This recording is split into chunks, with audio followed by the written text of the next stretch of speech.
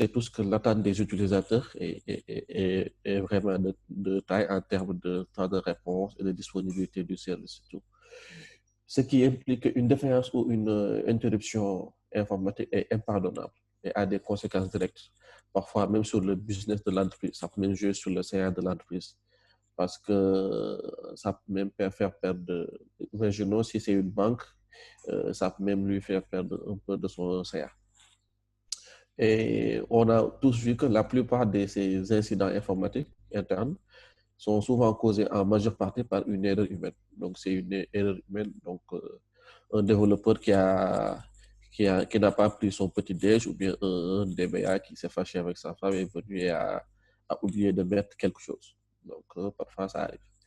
Et, euh, et parfois même pour pallier à ces genres d'erreurs, les équipes IT, ils mettent en place des ressources pour faire des supervisions, pour détecter ces interruptions ou en fait défaillances. Et ils ne peuvent pas tout superviser parce que parfois ils sont en manque de ressources ou bien ils sont bookés sur autre chose et ils sont beaucoup plus dans la réaction. C'est-à-dire qu'ils attendent que quelque chose se passe pour qu'ils puissent intervenir. Donc, ils ne sont pas dans l'anticipation pour voir s'il y a dans le futur quelque chose qui va arriver et ils vont prendre ça en charge en avant. Et aussi, parfois, bon, ils sont en manque de temps, hein. Ils sont concentrés uniquement sur les prods, c'est-à-dire sur les applications qui sont en prod. Et parfois, ils oublient un peu de se mettre à jour sur certaines choses et sur certaines technologies. Et c'est ça que Oracle a compris et il a su profiter de deux choses, c'est-à-dire du machine learning et aussi de l'intelligence artificielle, qui sont très importantes de nos jours pour proposer les bases de données autonomes. Et aussi, il y a une étude qui avait dit que 72% du budget des équipes IT, ils sont utilisés dans la maintenance, donc, et non pas pour innover ou bien trouver d'autres solutions qui peuvent faire fonctionner la boîte. Et parmi ces maintenances-là, donc c'est beaucoup plus la maintenance, hein, sur tout ce qui est base de données, c'est-à-dire le monitoring, les tuning, et les mises à jour, la sécurité et tout ça. Donc, c'est dans ce sens-là qu'Oracle a proposé ce qu'on appelle les Autonomous Database. C'est quoi une base de données autonome? C'est une base de données cloud qui exploite le machine learning, comme je l'ai dit tout à l'heure, euh, pour éliminer tout ce qui est gestion manuelle des réglages de sécurité, les sauvegardes, mise à jour, je ne sais plus, et habituellement qui était faite par les administrateurs de la base de données. Donc on a vu que Oracle a su profiter de ces infrastructures qui sont mises en place, les Exadata et tout, et avec aussi une logiciel de report, parce qu'Oracle, ça fait depuis plus de 40 ans qu'ils sont dans tout ce qui est gestion de base de données. Et ils ont su capitaliser cela en ajoutant des charges de travail qui sont optimisées et aussi la machine learning. Le machine learning. Et il faut savoir que Oracle, ils ont rassemblé, hein, des genre décennies d'automatisation de base de données parce que depuis leur version 9i, ils ont commencé à proposer des, des, des solutions qui leur permettent de faire certaines parties, de mettre certaines parties autonomes, en fait. Et avec ces autonomes databases, ils nous disent que ils permettent un downtime de moins de 3 minutes par mois. Donc ça, je pense que c'est un peu intéressant. Parce que je vois des équipes IT qui peuvent prendre 2 heures à 3 heures de temps pour, régler un incident sur leur système de machine. Et, et quand on voit cela, on voit que, comme je l'ai dit tout à l'heure, hein, c'est le cloud Oracle. Donc, ils sont basés sur le cloud Oracle. Donc, toutes les actions que faisaient les DBA, donc Oracle a su les rendre autonomes. Donc, il a su proposer quelque chose qui va leur permettre de sortir un peu de ces tâches de maintenance et de tout ce qui est backup, le tuning et la scalabilité, mettre les patchs de sécurité, genre tout se faisait manuel. Maintenant, ça peut être, c'est autonome. Et quand on parle autonome, parfois les gens ils passent à automatique. Donc, faire des choses automatiques, c'est différent d'autonome. Parce que quand on fait, exemple, on fait les backups automatiques, les upgrades et les patchs, à un moment donné, l'administrateur il faudra que l'administrateur puisse prendre la main pour définir la méthode qu'on va utiliser pour faire les backups. Et c'est à lui de les définir, la fréquence, à quel moment il va le faire. Donc, il sera obligé de se connecter quelque part et cliquer sur des boutons ou bien écrire des scripts pour le faire. Et là, Oracle a mis en place quelque chose qui va le permettre d'être autonome sur cette tâche parce que Oracle s'est joué avec plusieurs spécialistes dans le domaine des data science pour proposer quelque chose qui va nous permettre de rendre ces tâches-là autonomes. Parce qu'ils se sont basés sur les logs qui sont générés ou bien parfois les incidents chez les clients qu'ils ont su régler ou bien sur des fichiers de tests qu'ils ont effectués et tout. Et à travers cela, ils ont sorti des modèles. Et c'est grâce à ces modèles-là qu'ils sont arrivés à proposer quelque chose que l'être humain faisait. Donc maintenant, grâce à l'IA et la machine learning, c'est fait de manière autonome. Donc il y a trois principes. Bon, tout à l'heure, j'ai parlé de Exadata. Pour les gens qui ne le connaissent pas, Exadata, en fait, c'est des besoins, c'est en fait des systèmes qui répondent aux besoins de performance, que ce soit sur les systèmes décisionnels ou genre transactionnels. Donc, techniquement, c'est du matériel, hein, des serveurs de base de données, des switches, genre tout cela. Et aussi des logiciels, systèmes d'exploitation, Linux ou autre chose qui tournent derrière. Donc, il y a trois principes pour les autonomous database, pour les bases autonomes. Donc, c'est-à-dire que la base de données est pilotée, sécurisée et réparée automatiquement. C'est ce qu'Oracle nous dit. Donc, il n'y a pas pour le pilotage automatique, donc il n'y a pas de manœuvre, il n'y a pas de manœuvre humaine. Parce que là, si tu définis uniquement la charge de travail, le nom de la base de données et tout, donc tu es autonome. Et donc maintenant, c'est la base de données qui se charge de ce qui reste, excusez-moi. Donc, et aussi c'est self-secure, c'est-à-dire sécurité autonome. Donc tout ce qui est protection des attaques externes et internes. Donc la base de données donc il y a des patchs qui se font régulièrement et quand les patchs se font, il n'y a pas de downtime et tout. Donc, ce qui permet de dire que le self-repairing, il n'y a pas d'intervention humaine quand parfois quand parfois il y a des soucis sur la base de données.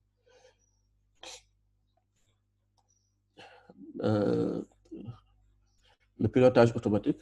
Donc, Oracle automatise en fait l'ensemble de la gestion de la surveillance, de tout ce qui est monitoring, réglage de la base de données, les infrastructures. Donc, en fait, ce qui va permettre à un moment donné de réduire les coûts sur l'administration de ces bases et aussi sur le système. Donc, bien que parfois les administrateurs ils restent nécessaires, hein, les gens DBA, ils sont sollicités pour les tâches telles que la gestion de la connexion, des applications au data warehouse ou bien la manière dont les développeurs vont utiliser les fonctionnalités de la base de données sans leur code applicatif. Donc, on peut voir que le métier de Jean DBA peut évoluer à d'autres choses, mais je ne dis pas que ça va disparaître quand même. Le self-secure, donc, s'il y a des questions à ces cas, tu peux me dire après, comme ça, je vais. Parce que là, je suis sur la présentation. Il n'y a pas encore de questions. OK. Pour la sécurité automatique, donc, la base de données autonome nous protège à la fois contre les attaques externes et les utilisateurs internes. Donc, parce que parfois, on peut avoir des utilisateurs internes malveillants. Un salarié qui n'a pas eu une augmentation ou bien une promotion il peut créer quelque chose pour montrer que son travail est intéressant. Bon, c'est juste pour genre taquiner. Et, ce qui signifie que l'entreprise, à un moment donné, il peut ne plus être inquiet sur les cyberattaques contre les bases de données qui sont pas mises à jour, bien qui ne sont pas corrigées ou non chiffrées. Et, euh, et aussi, comme je disais, hein, ça permet aussi à l'administrateur de la base de données de montrer son expertise dans d'autres choses qui sont opérationnelles. Le self-repairing, c'est-à-dire que la réparation automatique, il nous permet aussi de nous protéger contre tous les temps d'arrêt, c'est-à-dire les downtime. Donc, comme je disais tout à l'heure, Oracle nous dit que la disponibilité de la base de données est de 99,99%. Donc, il n'y a pas de downtime. Donc, ce qu'il disait, c'est moins de 5 minutes de downtime par mois, voire 4 heures par an. Bon, c'est des stats qu'il donne. Donc, ça nous protège contre les temps d'arrêt, y compris même les opérations de maintenance. Parce que quand il y a les opérations de maintenance, donc il y a des choses qui sont planifiées qui vont permettre qu'il n'y a pas de downtime. Donc, avec les workloads et tout ça, ils peuvent créer d'autres instances et faire et corriger tout ce qui est à faire. OK. Donc, on parle de bases autonomes. Donc, Oracle, il propose deux services. Donc, parmi ces deux services-là, il y a le Autonomous Data Warehouse. C'est tout ce qui tourne autour des data warehouse. Donc, que ce soit les data smart, les data mart, les data lake, la machine learning. Quand on parle de data warehouse, je pense que bon, on a connu ça. C'est des bases de données relationnelles qui sont pensées et conçues pour avoir des requêtes et des analyses de données, aussi avoir une prise de décision sur les activités de type business intelligence et tout ça. Donc, on peut voir que c'est des, comment dirais-je, c'est pour le traitement de transactions au type de base de données. Donc, il y a ce qu'on appelle la multidimension, c'est-à-dire qu'avec les cubes OLAP et tout. Donc aussi, il y a les data lakes. Bon, si je ne me trompe pas, bon, les data lakes, en fait, c'est un ensemble de données. C'est des données qui sont devenues si volumineuses qu'à un moment donné, c'est pas possible pour l'être humain de manipuler ça avec des outils informatiques genre classiques. Un data mart, c'est, comment dirais-je, une base de données dont le contenu est en rapport avec l'activité de l'entreprise. Donc, il répond à des besoins spécifiques, tout ça. Donc, et l'autre service que propose Oracle Autonomous, c'est les transactions, c'est Autonomous Transaction Processing. Donc, c'est à un moment donné ce que les développeurs utilisent beaucoup plus pour les applications dev. Il y a aussi, il y a aussi s'il y a des batchs à faire, la nuit, le reporting et tout ça. Et quand on parle de transaction processing, parfois il y a du temps réel qui est genre derrière. Donc, ça se présente un peu comme ça. Donc, ça se présente un peu comme ça. Donc, on a des OLAP, c'est-à-dire des Online Analytical Processing, et des workload Oracle. Donc qui a fait une technologie qui permet d'effectuer des analyses de données multidimensionnelles. Donc, c'est ce qui est utilisé plus pour les data warehouse. Et aussi, il y a l'autre partie qui est les OLTP, donc comme Online Transactional Processing, qui est plus utilisé pour les opérations bancaires avec les genres transactions et tout. Parce que là, on note que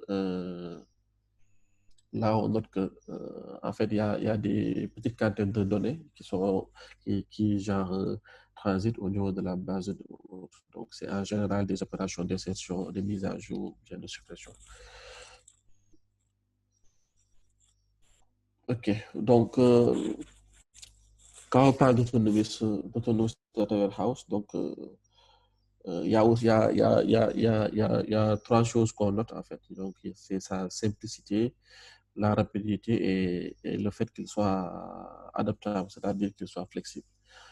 Donc, pour la simplicité, hein, c'est un service cloud qui simplifie la mise en service, en Donc, parfois, on sait que la mise en place des data warehouse est un peu compliqué ou bien ça prend un peu plus de temps.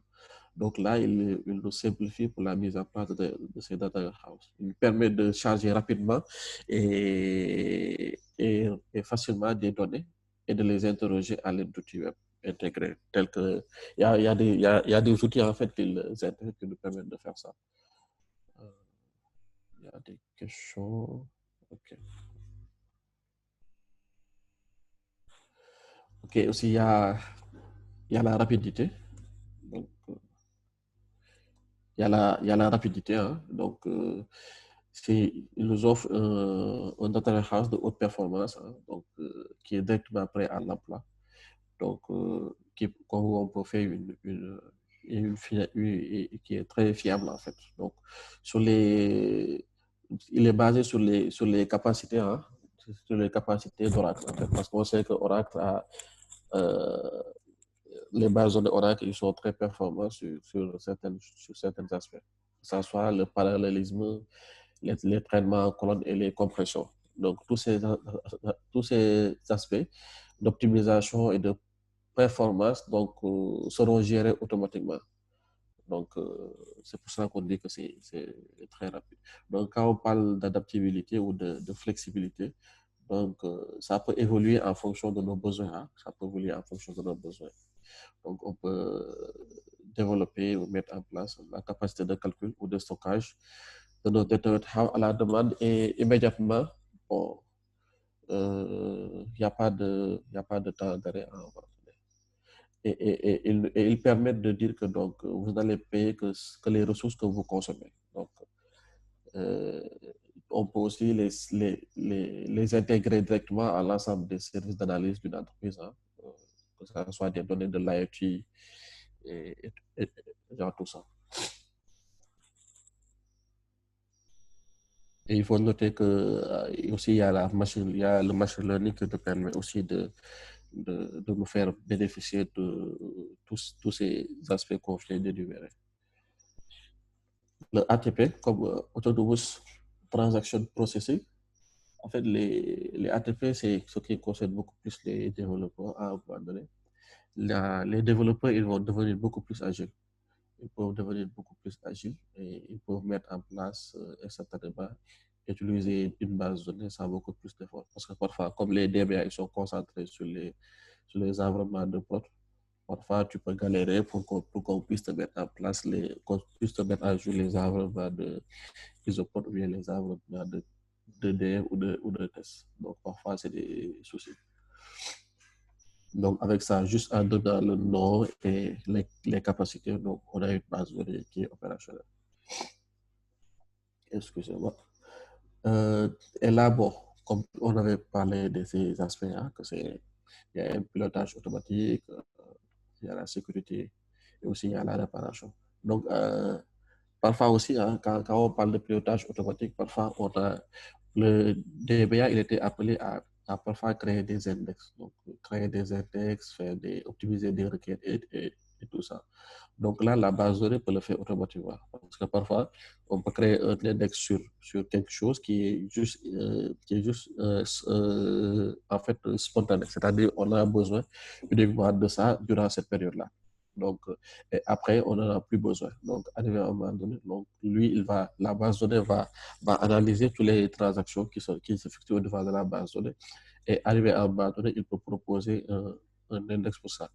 Et il ne le fait pas automatiquement sur la mais il y a une base backup où il y a une base où il fait les manipulations nécessaires, les tests nécessaires avant de mettre à jour la base de données.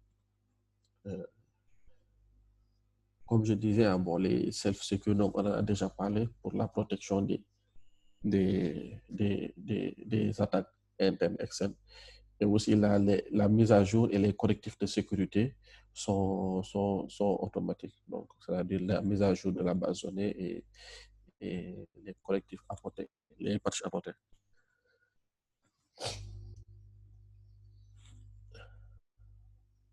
Donc, on a énuméré ici quand on parle database, autonomous database, donc on va parler un peu de l'aspect pour les développeurs.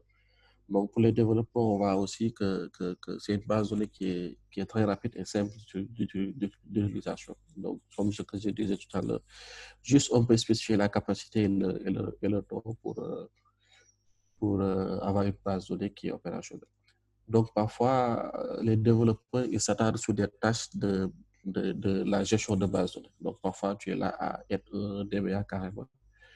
Donc, tu te charges de certaines tâches qui peuvent faire que tu as des retards sur la livraison que tu dois faire ou bien faire des supports qui sont essentiellement liés à des requêtes qui ne sont pas bien optimisées au niveau de la base de données ou bien des requêtes qui, ou bien des requêtes qui sont mal faites et tout ça. Donc, mais si la requête est mal faite, donc c'est le développeur qui doit regarder ça. Mais tout ce qui est optimisation et autres, donc, il peut se permettre de faire ces genres d'actions.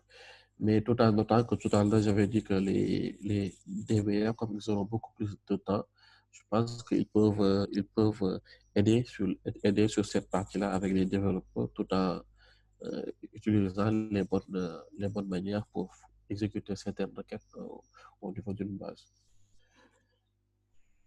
On peut dire que aussi les bases de données autonomes, ils intègrent pas mal de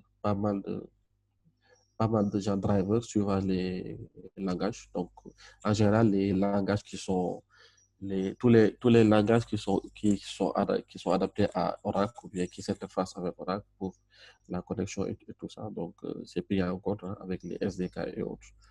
Donc, on n'a pas de souci dans ce sens-là. Et aussi, on a une base de données relationnelle pour avoir des données qui sont soit en JSON, en graph, en texte, etc. Et aussi, hein, il y a des outils qu'on peut utiliser, hein, des outils comme les SQL Developer. Euh, donc, SQL Developer est une partie où on peut utiliser SQL Developer au niveau du web pour exécuter tous nos requêtes, créer des tables, des procédures et, euh, et aussi avoir des reports sur certaines interfaces et autres. Il y a ce qu'on utilise aussi comme Apex. Donc, Apex, je pense que c'est une plateforme qui nous permet de créer des applications côté Oracle, donc assez rapide. Donc, on peut utiliser Apex aussi, c'est adapté aussi. Donc, il y a aussi tout ce qui est RESTful Data Service avec les ORDS. Donc, ça permet de faciliter le développement d'interfaces REST donc, pour les bases de données relationnelles. Donc, il va nous permettre de faire le mapping entre les verbes qu'on a euh, avec le HTTP ou HTTPS, les get, post, put, etc., aux transactions de base de données. Donc, c'est-à-dire les requêtes de create, de delete qu'on a au niveau de la base de données. Donc, ils peuvent nous permettre de faire le mapping. Et le résultat qu'on a, on peut avoir du JSON derrière. Il y a Spatial Studio, donc pour les data scientists, ils peuvent utiliser Spatial Studio. Ils peuvent utiliser Spatial Studio hein, pour, pour, pour, pour visualiser parfois euh, des caractéristiques suite à une demande. Hein. Donc, trouver d'exemple tous les points Orange Money qui sont à 1 kilomètre qui sont à 1 kilomètre de chez moi ou bien qui sont à 1 kilomètre du lieu qui est donné. Donc, en fait, il faut noter que c'est une application web, hein. C'est une application web en self-service qui permet de faire ça. Donc, tu peux créer facilement des maps interactives et effectuer une analyse spatiale sur les données commerciales ou bien autres. Donc, tout ce qu'on vient de dire, hein, donc c'est ce qui se retrouve au niveau de la plateforme Autonomous Database.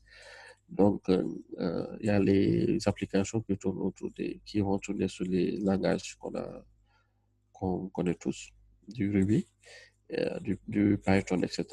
Et derrière notre base de données, euh, il va nous permettre d'avoir nos données, tout ce qui est mode relationnel et aussi sortir des documents comme les PDF, les docs, etc. Et pour l'alimentation de la base de données, on peut utiliser tout ce qui est les données qui viennent de Azure. ou bien de AWS, S3, de Oracle, Object Storage, etc.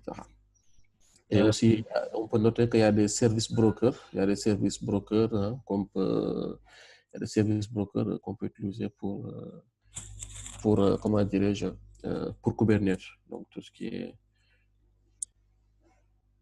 orchestration avec Kubernetes. Oui, c'est quand je pense que tu... On peut prendre deux questions avant que tu ne continues ou bien? Oui, attends, Ok. je vais regarder c'est quoi les questions. Il y a Jean-Luc qui demande si on peut considérer RDS ou DynamoDB ou encore Redshift comme des autonomous databases. Je pense qu'à un moment donné, bon, si on regarde certains aspects, je peux dire que oui, parce que comme Redshift avec AWS, il y a certains aspects il y a certains comportements que Oracle Autonomous propose qu'ils ont en fait. Donc, si on regarde bien, donc il y a une comparaison qui s'était faite entre. Je pense qu'à la fin, je pourrais lui montrer cette comparaison. Si je finis la présentation, je peux lui montrer cette comparaison. On montre que Oracle Autonomous Database, donc il y a certaines choses, donc c'est carrément autonome.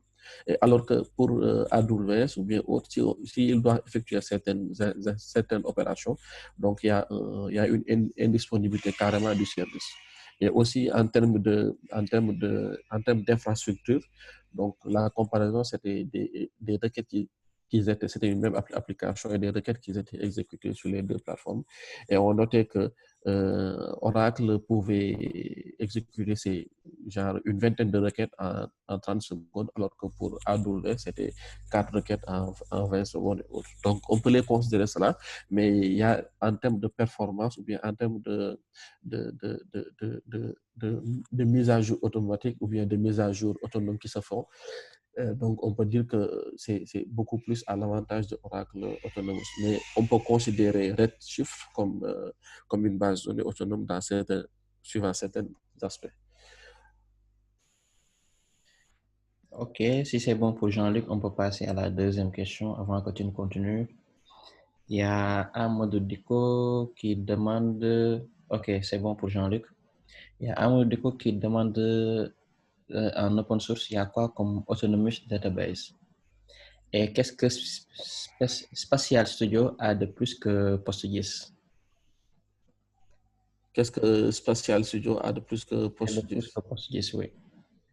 Euh, donc, pour open source, hein, donc, je ne connais pas. Récemment, j'ai pas suivi une documentation sur une base de données autonomous, open source. Peut-être qu'après, je pourrais essayer de regarder cela pour voir. Mais pour PostGIS et Oracle spécial, donc on peut dire que bon, pour les deux, hein, c'est qui sont dans comment dirais-je, dans l'analyse spéciale. Mais côté performance, je dirais je dirais que Spatial Studio est beaucoup plus performant dans ce sens-là. Mais côté fonctionnalité et côté comment dirais-je, euh, en termes de fonctionnalité autre, je peux dire que PostGIS est beaucoup plus fourni en termes de fonctionnalité que Studio Spatial. Que Spatial Studio. Parce que Spatial Studio, bon, ça ne permet pas de faire des trucs aussi poussés que PostGIS en fait. Donc, c'est des trucs, c'est des maps interactives simples qu'on peut avoir. Alors que PostGIS, on peut aller au-delà de cela. Donc, c'est en grande partie beaucoup plus la performance qui est primée et aussi avoir une analyse spécifique sur une donnée commerciale et autres. C'est dans ce sens-là que les gens utilisent beaucoup plus Spatial Studio. Alors que PostGIS, donc tout ce qui est dans le géométrique et autres, donc les gens utilisent beaucoup plus cela. Ok, merci. Je pense que tu peux continuer. Ok, donc, qu'est-ce que je voulais dire encore? Ok, donc on était au niveau des plateformes et autres. Donc, ok. Excusez-moi, j'étais un peu déconnecté là. Donc, ok, hein, comme je disais, hein, donc tout ce qui est autonome transaction processing, donc on a on a des applications, aussi on peut avoir des workflows qui sont déjà mixés, hein, des charges de travail qui sont mixés avec des OLTP et de l'analytique. Si on a cloud native, donc application, euh, tout ce qui est DevSynCop, donc c'est pris en compte. Donc, les bénéfices qui sont prônés par une base de données autonome, c'est la réduction des coûts des coûts d'administration. Hein. Donc, il y a une entreprise qui a expérimenté cela il y a un temps et qui a donné des stats pour dire ils ont réduit parfois de 60% des coûts d'administration de leur base de données. Et aussi, ils sont passés de 15 dBA à 4 dBA. Donc, je ne sais pas les 11 dBA s'ils ont perdu leur boulot ou bien s'ils sont reconvertis à d'autres tâches. Donc, ça montre carrément que parfois, donc, il y a cela.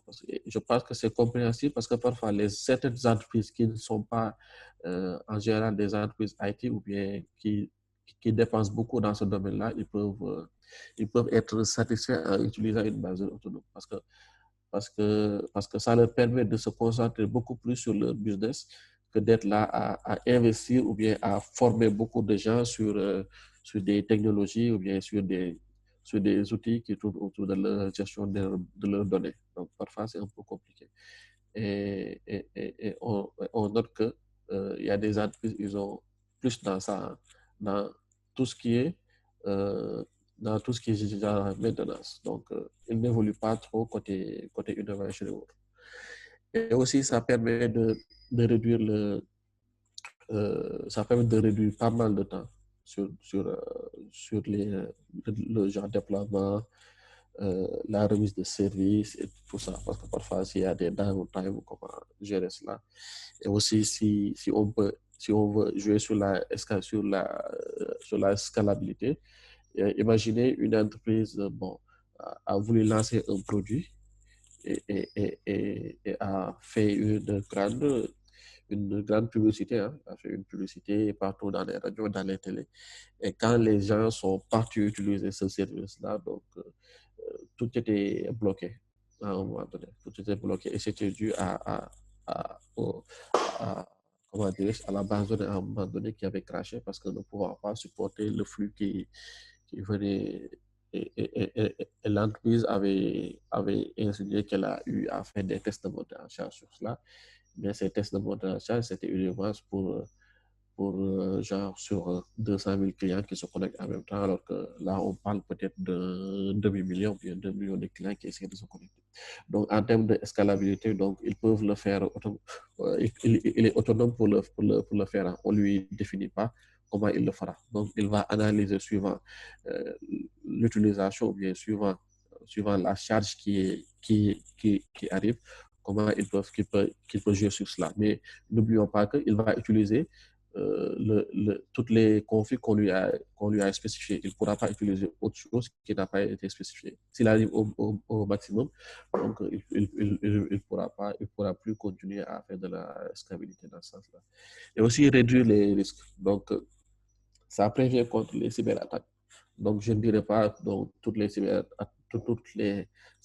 attaques qui vont venir, mais comme c'est Oracle, on sait qu'en général, ils savent comment sortir des patchs de sécurité ou bien des updates suivant leurs environnements ou bien suivant leur, leur logiciel qu'ils ont mis en place. Parce ils ont des services qui ne bossent uniquement que sur ça. Il faut dire que la disponibilité, comme j'avais dit, ils disent que c'est à 99,99% de temps que c'est disponible. Et ils disent que même en termes de maintenance ou bien d'évolution, donc la base est disponible. Et, euh, et aussi pour les bases de données qui existent déjà, parfois ils disent que c'est un peu parfois, ça peut être un risque C'est pas un risque, excusez-moi, c'est pas un risque de faire la migration des bases de données qui existent déjà vers les bases de données. Donc, c'est pas un risque, c'est pas facile à le faire. Donc, innover plus. Donc, je pense que nos entreprises sénégalais, c'est ce qui leur manque plus d'innovation. Donc, ils doivent s'orienter beaucoup plus ou bien orienter leurs ressources dans tout ce qui est innovation. Donc, focus dans tout ce qui est machine learning ou bien l'intelligence artificielle ou bien avoir d'autres nouveaux projets ou bien d'autres expériences utilisateurs qui peuvent nous permettre d'avoir des services ou bien des solutions qui sont adaptées à la population et autres. Donc, capable de faire des développements plus rapides. Donc, en tant que dev, donc si on arrive à avoir ces genres d'outils-là, donc parfois c'est très bien. Et aussi parfois même au lieu de faire nos requêtes, pouvoir jouer avec des API pour, pour nous connecter avec notre base ou bien pour communiquer avec la base de données. Je pense que ça serait beaucoup plus intéressant, plus pour les développeurs front-end qui n'aiment jamais tout ce qui est aspect manipulation base de données ou bien gestion d'une base de données. Donc, il y a des liens que j'ai mis ici. Donc, il y a les sites d'Oracle. Et aussi, pour l'utilisation, je pense qu'Oracle, ils offrent un mois gratuit sur leur cloud pour l'utilisation et pouvoir tester tout ce qui est outils ou bien tout ce qui est offre d'une base de données autonome. Donc, ils ont cela. Et aussi pour les entreprises, parce que parfois, il y a certaines qui vont me dire que les entreprises, pourquoi des entreprises peut-être comme les banques ou bien comme les télécoms vont héberger leurs données chez Oracle dans le cloud Oracle. Donc, dans ce sens-là, Oracle a prévu donc, ce qu'on appelle le cloud customer, le cloud customer qui va permettre de venir chez les data centers de ces clients-là et les installer. Ils vont amener tout ce qui est infra et logiciel et ils vont mettre en place ces instances pour qu'ils puissent avoir leur base de données autonome qui est hébergée chez eux, tout en sachant que Oracle va s'assurer de tout ce qui est maintenance des infrastructures et bien au support sur les logiciels et autres. Donc, je pense que c'était ça ma présentation. Et donc, si vous avez des questions, je suis à votre disposition. Sinon, merci.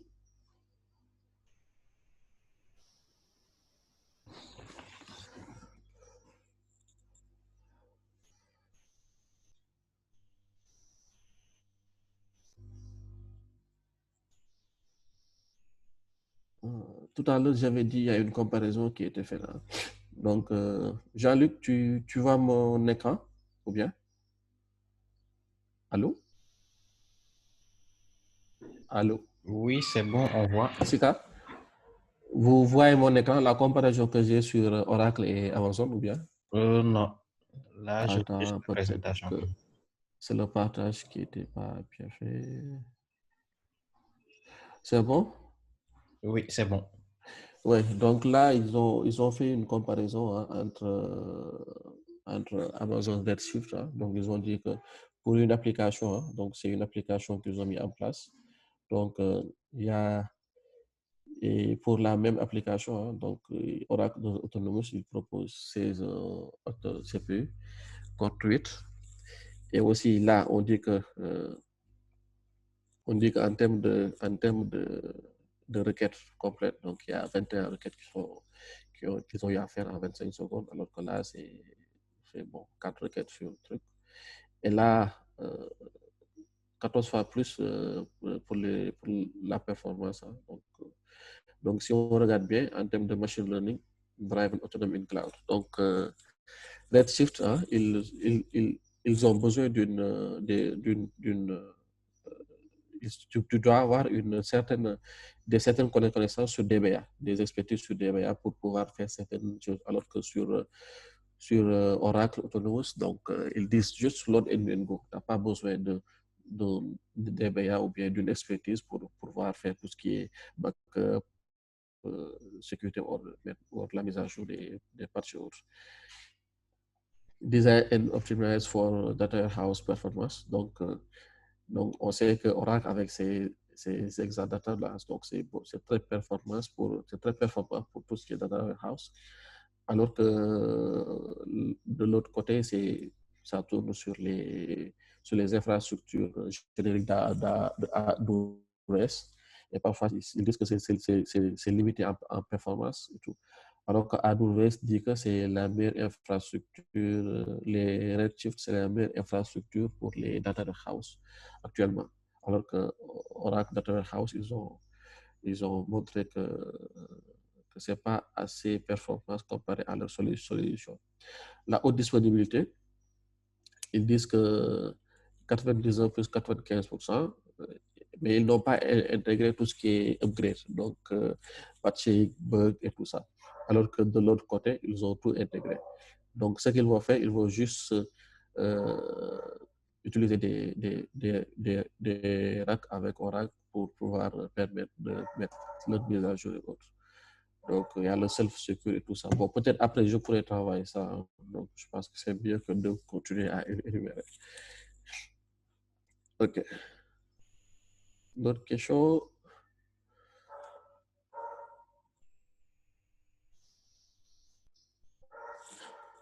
Allô, Sika? D'autres questions? Oui, à Soukami, je ne sais pas s'il s'appelle vraiment comme ça, qui demande le prix et les avantages et inconvénients et s'il y a des alternatives côté fournisseur et produits. Mhm. Il y a des alternatives. Oui. Alternatives vendeurs, inconvénients, désavantages. Bon, il y a bon, je pense que côté prix, donc je ne maîtrise pas trop sincèrement, mais c'est pas si coûteux que cela. Tu peux vérifier cela après sur le site de la. C'est vrai que j'aurais dû regarder cela, mais j'avais pas regardé côté prix. Mais côté prix, hein, il, il propose, c'est pas si cher, mais aussi ça dépend du besoin de l'entreprise. Hein. Ça peut, ça peut varier. Et aussi, alternative product, donc il y a Amazon AWS qui est là parfois qui propose des solutions hein, alternatives. Hein.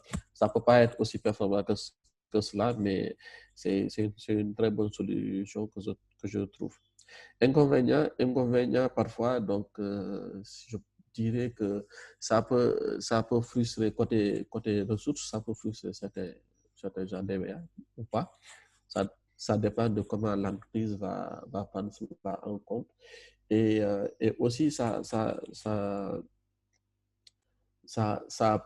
nous lie en grande partie avec Oracle parce que c'est Oracle, c'est un fournisseur hein, et c'est des solutions payantes que tu as. Et alors qu'il y a peut-être des solutions open source qui peuvent faire le job. Donc, peut-être côté inconvénient, c'est que tu as tout le temps là un fournisseur qui est là, que tu vas travailler avec lui. Donc, des avantages, bon, je sais pas trop. Je sais pas trop s'il y a pas d'avantage à utiliser ces bases de données autonomes. Je sais pas trop. Parce que c'est une base de données classique, hein, mais il rajoute d'autres aspects que l'être humain ne doit plus faire, ou bien d'autres aspects qui va permettre de rendre beaucoup plus performante ta base de données, ou bien comment tu as accès à tes données, ou bien comment tu fais de l'analytique suivant les informations que tu as. OK. Une autre question de Sejop qui demande si Oracle propose du self-configuration qui devrait aider dans l'optimisation des requêtes. Du self-optimization. Du self-configuration. Non. Je pense pas. Bon, dans les versions qui étaient, non, dans les premières versions, il n'y avait pas cela. Il n'y avait pas de self-configuration. Mais depuis sa sortie, hein, donc il y a pas mal de mises à jour que Oracle a pu faire. Hein. Je pense pas qu'ils aient. Bon, peut-être que j'ai pas. Je suis pas au courant de cela, mais je pense qu'ils n'avaient pas un truc de self-configuration qu'ils avaient mis en place quand j'ai eu à tester cela. Peut-être que si lui, il a des infos sur ça. Ok. Il demande aussi si c'est suffisant d'agir au niveau de la base de données seulement pour garantir une scalabilité de l'application. Et Non, non. Mhm. Non. Oui, vas-y, Ok, vas-y. vas-y. Non, continue. Peut-être là, il n'a pas fini sa question. Ok. Et est-ce que c'est aussi, pardon, et est-ce que c'est pas aussi le fait que ça soit dans le cloud que ça garantit une disponibilité de 99%? Oui, bon, je pense que comme je l'ai dit tout à l'heure, hein, donc c'est pas ça que c'est dans le cloud parce qu'il y a beaucoup de solutions cloud, il y a beaucoup de solutions qui sont sur le cloud et on a à chaque fois des indisponibilités. Mais je dis que Oracle, ils ont mis en place l'infrastructure nécessaire pour accompagner cela. Donc, je peux dire qu'ils ont mis leur arsenal sur ça parce que c'est une version qui est sur le cloud de Oracle, pas n'importe quel cloud aussi, et aussi pas n'importe quelle infrastructure derrière. Parce que quand je parlais tout à l'heure, j'ai parlé de tout ce qui est Exadata et autres, parce on connaît carrément les performances et les fonctionnalités que proposent les Exadata. Il y a le stockage de volume très élevé qu'ils peuvent faire genre des compressions de données de 5 fois plus ou bien 10 fois plus à chaud, ils peuvent le faire. Et même quand c'est à froid, donc ils peuvent le faire plus jusqu'à plus de 50 fois, hein, donc à 50 fois la taille. Donc, ils permettent de faire des, comment dirais-je, il y a une puissance de moins d'une centaine de cœurs, hein, donc de cœurs. Donc, je ne sais pas si tu connais un peu les Exadata d'Oracle, donc ça leur permet de mettre en place là. Et aussi, Oracle, ils évoluent. Donc, comme je l'ai dit, ça fait 40 ans qu'ils sont dans tout ce qui est base de données, alors qu'ils ont su évoluer. Ils ont su évoluer pour arriver à ce stade-là. Donc actuellement, je pense qu'ils sont à la version 19C, je pense, 19i, et ça leur permet carrément de prendre en compte pas mal de choses. Et comme je disais, depuis janvier 2018, à chaque fois, ils sortent, depuis janvier 2018, à chaque mois presque, ils sortent des mises à jour sur cette solution-là. Et je pense que c'est une base de données c'est une base de données genre de demain. Donc, comme on a tout ce qui est machine learning et l'IA, donc arrivé à un moment donné, c'est ces genres d'outils, ces genres de solutions-là qui seront utilisées. Et comme tu disais tout à l'heure, donc pour l'optimisation ou bien la scalabilité, c'est pas uniquement côté base de données qu'on doit le faire.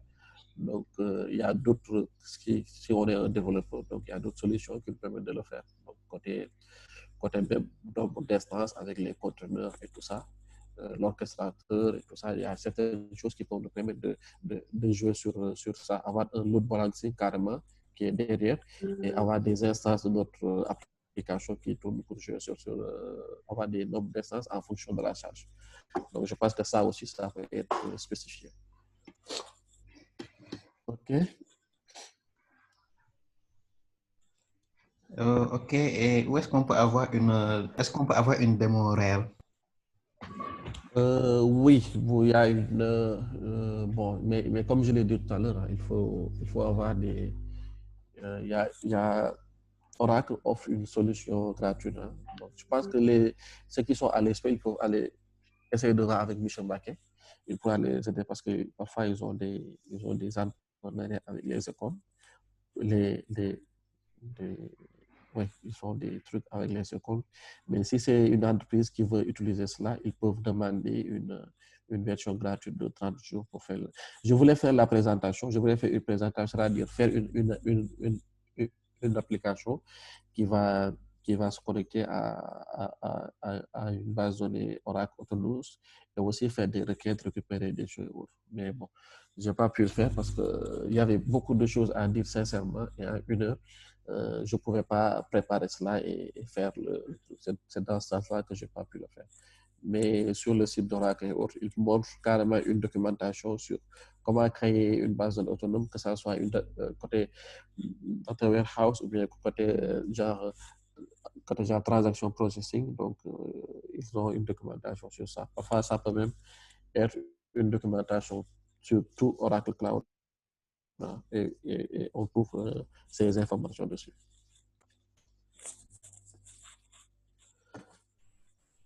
Peut-être après, si tu as une vidéo qui Oui, je peux, lorsque je vais partager. partager les slides, je pourrais donner des liens, je pourrais ajouter les liens sur une vidéo sur comment créer cela. D'accord, ça marche. OK. Et même si les gens aiment Freelance Sign, donc ils ont une formation sur ça, sur comment créer une base générique. Mais c'est pour les développeurs avec Autonomous Transactional Processing. Ils ont ça aussi. Je pourrais partager aussi. D'accord. Il y a d'autres questions? Il a encore 2 minutes, il faut le fatiguer. Et je voudrais dire juste, genre, merci aussi à M. Mbaké parce que c'est en grande partie grâce à lui si j'ai découvert ça aussi.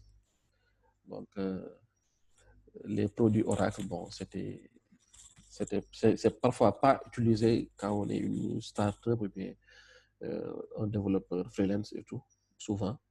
Parce que vu que c'est Oracle, les gens parfois ils disent que c'est trop cher ou bien c'est trop compliqué à utiliser. Et tout le monde sait comment c'est compliqué parfois d'installer seulement le client Oracle. Donc avec cette solution-là, donc je pense que ils peuvent ils peuvent en fait nous épargner sur certains aspects. S'il n'y a pas d'autres questions, je me remercie.